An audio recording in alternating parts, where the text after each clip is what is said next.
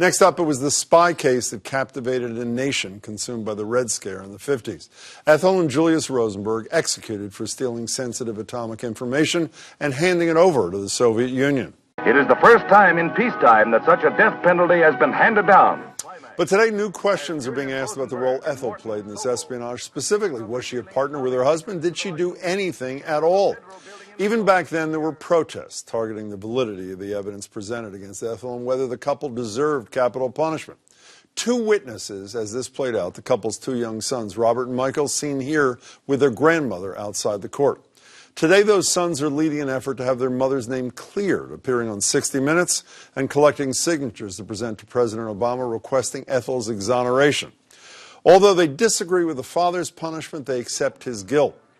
The contention of their mother's innocence rests on a 2001 interview in which Ethel's brother, David Greenglass, admitted he lied on the witness stand about his sister's role in the case in an effort to protect his own wife.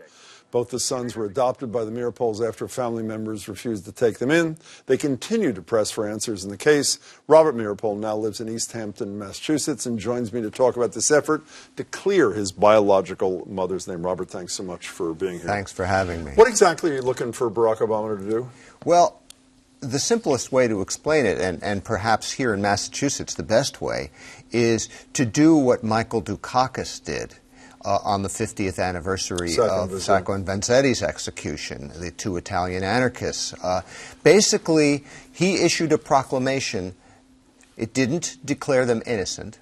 It essentially nullified the guilty verdict because the trial was unfair. But you want more than nullification. You want exoneration. Am I right about that? Well, what we want is for the president to declare that the trial was unfair, that therefore the conviction was unjust, and therefore the sentence was wrongful. And once you nullify a trial, the presumption of innocence arises again.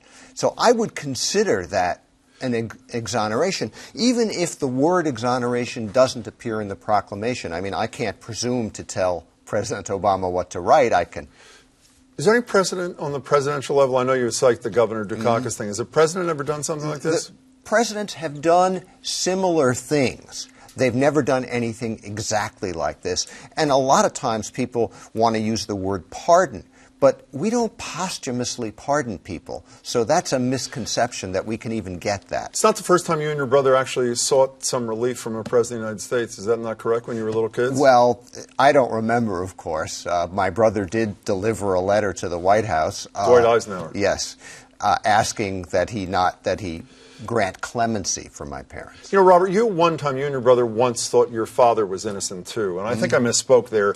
You believe he was guilty of something today, but not guilty of passing atomic secrets to the Russians. So, but my question is there any piece of you that doubts your belief that your mother was innocent of any wrongdoing? Well, actually, I don't go that far. Maybe it's my legal training, being a recovering lawyer. I know that, yes. How do you prove that someone did not participate in a secret conspiracy that her husband was involved in? You can't.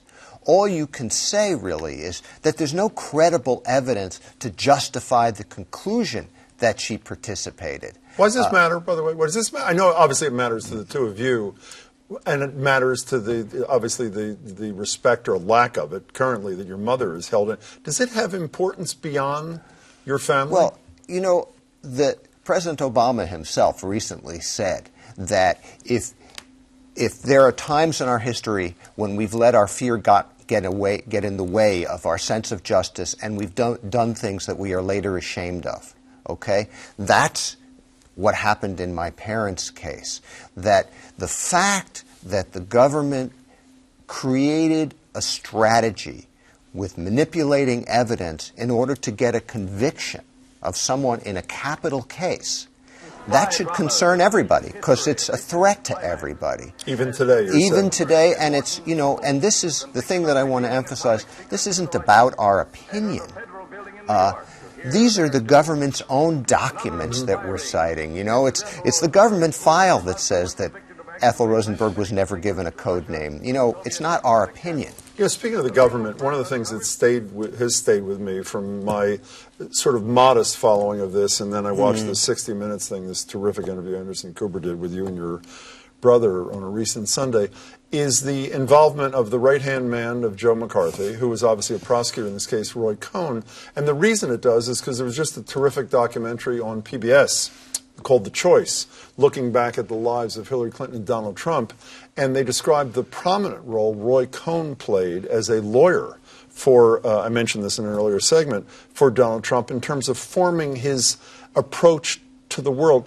When you see Roy Cohn involved in so many moments of American life, particularly the Trump moment, what's your reaction to that? Well, he cut his eye teeth on my parents' case. He was the person, if you believe him, who communicated secretly with the trial judge while the trial was going on. I mean, it's outrageous.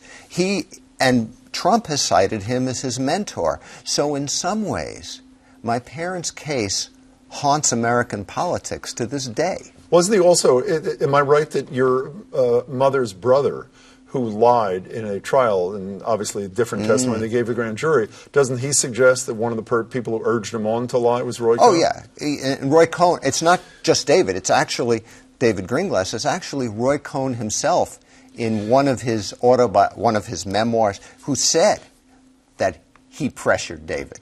You know, I hope you take this the right way, but when I saw you on television, that's a horrible way to start a conversation, so I take it back. You and your brother, and I just met you tonight, seem so normal. And I can't imagine not waking up every day of your life since you were both little boys and not having this be in your thoughts virtually non-stop. Is it? I mean, how do you ever live a life with this? You don't get over something like this. It is with you. But it becomes your reality. We're not confronting it for the first time. I've dealt with this since I was 3 years old. And I've also figured out positive outlets for it, like the fact that the Rosenberg Fund for Children is pushing this exoneration campaign and gaining support for it.